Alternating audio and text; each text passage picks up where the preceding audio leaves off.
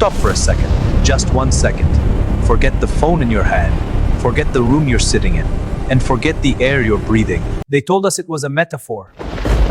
They told us it was a story to keep children from lying. But now, as you stand on the edge of the Sirat, looking down into a darkness that seems to swallow the very concept of light, you realize the horror is real, and it's physical.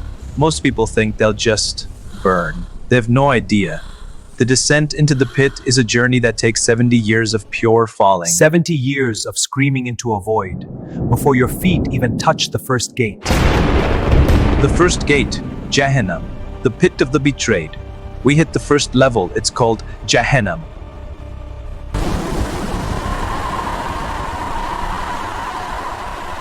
It's a pit so deep, it has its own atmosphere, a thick gray, oily fog, made of the evaporated sweat of the terrified. This level isn't for the atheists, it's for us. It's for the believers who played games with their faith. The ones who said La ilaha illallah while their hearts were chasing the dunya. It's for the ones who heard the adhan 5 times a day and treated it like background noise. All right, watch this. Nice shot, man. Your turn, buddy. Got it. Allahu Akbar, Allahu Akbar. Let's go, buddy. Let's pray us here. I will pray later. You go.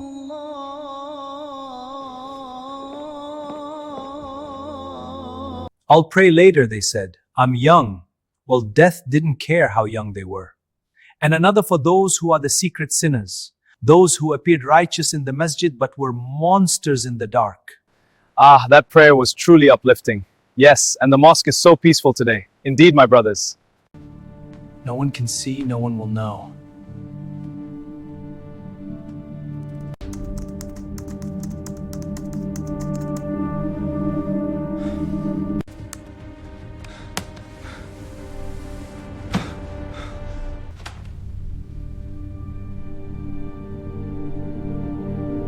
You hear voices, broken, regretful.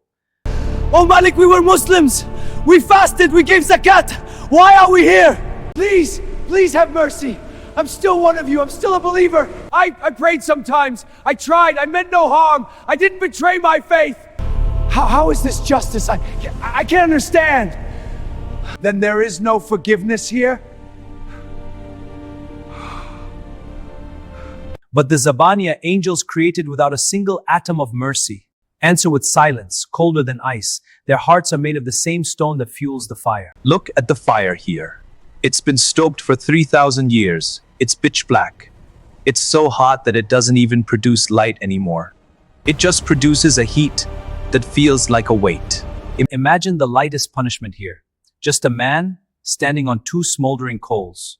That's it. But because of how the nerves work in the abyss, those 2 coals make his brain boil inside his skull. It bubbles like a pot left on a stove for too long.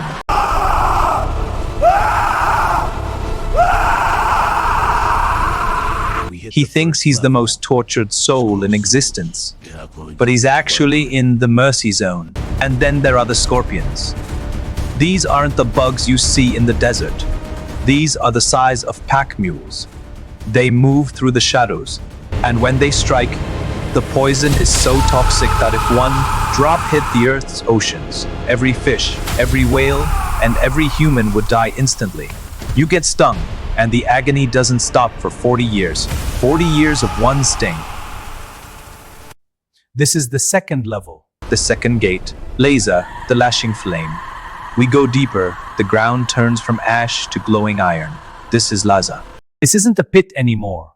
It's a furnace. It's for the arrogant. The ones who hoarded their money, counting it over and over, thinking their bank account was a shield against God. They laughed at the poor. They turned their backs on the truth because they were too busy being successful. Laza is a stripping fire. The Quran says it plucks the skin of the head. Think about that. The fire is designed to peel you. It targets your scalp. It rips the skin away from the bone, like someone peeling a piece of fruit, and the millisecond the bone is exposed, a new layer of skin is forced to grow back. Why? So you can feel the peel again and again for eternity. The hunger here is a physical pain and that feels like a knife in the stomach. You're led to the Zaqqum tree. Its fruits look like the heads of devils. You bite in because you're starving. But it tastes like molten brass. It boils in your stomach. It shreds your intestines. You try to scream, but your throat is full of liquid tar. Your clothes, they aren't cloth. They're made of katiran, burning pitch that bonds to your meat. You are the fuel. The third gate, Al-Hutama, the scrusher. Finally, we hit the third gate, Al-Hutama, the crusher. If the first gates were open, this one is a tomb. It's the ultimate claustrophobia. You are locked inside Musada, long, stretched out columns.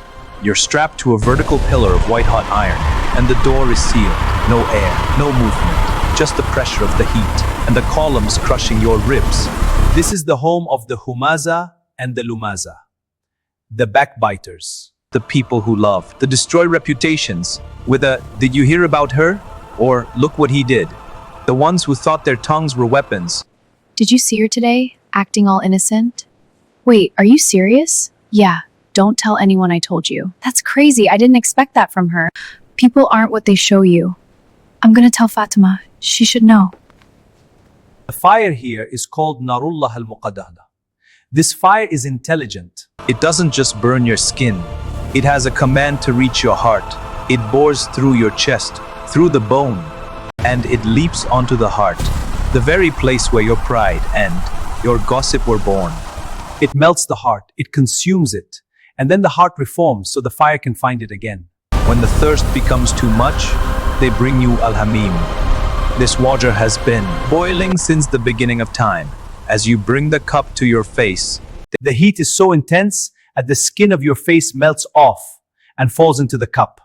You drink it anyway, and as it goes down, it dissolves your internal organs until they burst out of your body. The worst part of Al-Hutama, it's the sound of the people inside those columns.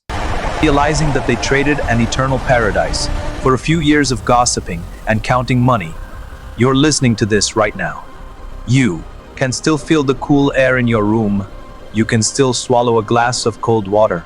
That is a mercy you can't even comprehend. Your heart is still beating, which means the door is still open. Don't wait until you're standing at the mouth of the pit to realize the warnings were real, because once those columns are sealed, there is no more tomorrow.